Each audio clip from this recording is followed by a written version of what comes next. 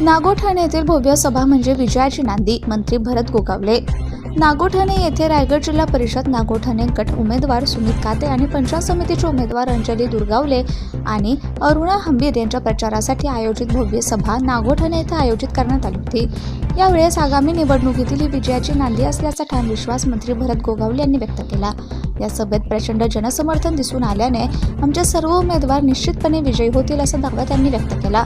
यावेळी पत्रकारांसोबत बोलताना मंत्री गोगावले यांनी भाजप शिवसेनेची युती होऊ शकली नाही यावर प्रतिक्रिया देताना सांगितलं की त्यांची खरी इच्छा आमच्याकडे येण्याची नव्हतीच, त्यांना राष्ट्रवादी काँग्रेसकडे जायचे होते, त्यामुळेच कदाचित त्यांनी आमच्याशी युती केली नसावी. विकास गोगावले निवडणुकीच्या रिंगणात असून त्यांच्या विजयाकडे आम्ही पूर्ण विश्वासाने पाहत आहोत असेही त्यांनी यावेळी स्पष्ट केले.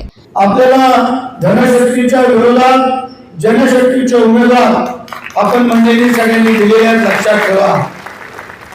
आता काही लोकांची मक्तेदारी जर मोडीत काढावी लागणार आहे, कारण आपण सगळ्यांनी पाहिलं एक सामान्य कुटुंबातले हे तिन्ही उमेदवार आपले उभे आहेत. आमचा सुमित काते असेल, आमच्या अंजलीताई असेल, आमच्या अरुणाताई असतील, या सामान्य कुटुंबातल्या नाही कोणाकडे कॉलेज नाही, कोणाकडे हायस्कूल नाही, कोणाकडे दवाखाना, हे सामान्य शेतकऱ्यांची मुलं आज आपण सगळ्यांनी उभे केलेली आहे. आपली जबाबदारी आहे, पक्षांनी यांना तिकीट दिलेली आहे. आता तुमची आमची जबाबदारी आहे यांना निवडून आणायची आहे. आणि म्हणून तुम्ही यांना निवडून दिल्यानंतर तुम्हाला कुठल्याही गावाला निधी कमी पडून देणार नाही, त्याची जबाबदारी आज घेण्यासाठी आम्ही इथं आलेलो आहे.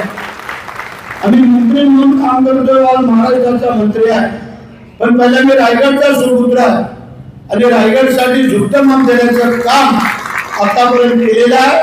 ते तुम्हालाही देत हा माझा शब्द आहे. म्हणजे तुम्ही तुमचं कर्तव्य बजावा, तुमची कामगिरी पार पडा. 7 तारखेला मतदानाच्या स्वरूपातून प्रत्येकाला आपल्याला 2 मत देण्याचा अधिकार आहे.